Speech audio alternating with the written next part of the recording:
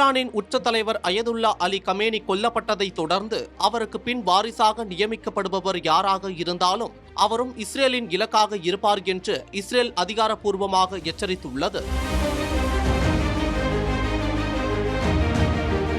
Israel மற்றும் America Iran அணு ஆயுதம் தயாரிப்பதாக கூறிய இக்கொடூர தாக்குதலை மேற்கொண்டு வருகிறது. ஈரானும் பதில் தாக்குதல் மேற்கொண்டு வரும் நிலையில் மத்திய கிழக்கில் போர் மேகம் சூழ்ந்து பெரும் பதட்டம் நிலவி வருகிறது.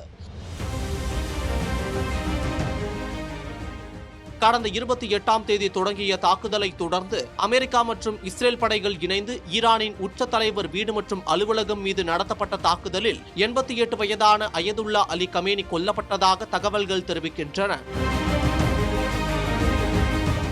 கமேனியின் மறைவை தொடர்ந்து அவரது மகன் மொஜ்டாபா கமேனி புதிய உச்ச தலைவராக தேர்ந்தெடுக்கப்பட வாய்ப்புள்ளதாக கூறப்படுகிறது. இந்த நிலையில்தான் ஈரான் நாட்டுக்கு இஸ்ரேலிய பாதுகாப்பு அமைச்சர் முக்கிய எச்சரிக்கை ஒன்றை விடுத்துள்ளார். இது குறித்து இஸ்ரேலிய பாதுகாப்பு அமைச்சர் இஸ்ரேல் காட்ஸ் தனது எக்ஸ் தளத்தில் இஸ்ரேலை அழிக்க திட்டமிடும் அல்லது ஈரானிய மக்களை ஒடுக்கும் வகையில் ஈரானில் நியமிக்கப்படும் எந்த ஒரு தலைவரும் இஸ்ரேலின் இலக்காகவே இருப்பார் என்று அவர் எச்சரித்துள்ளார். இந்த மோதல் காரணமாக ஈரான் ஹார்முஸ் நீரிணையை மூடியுள்ளதால் இந்தியாவின் 40% கச்சா எண்ணெய் இறக்குமதி பாதிக்கப்பட்டுள்ளது.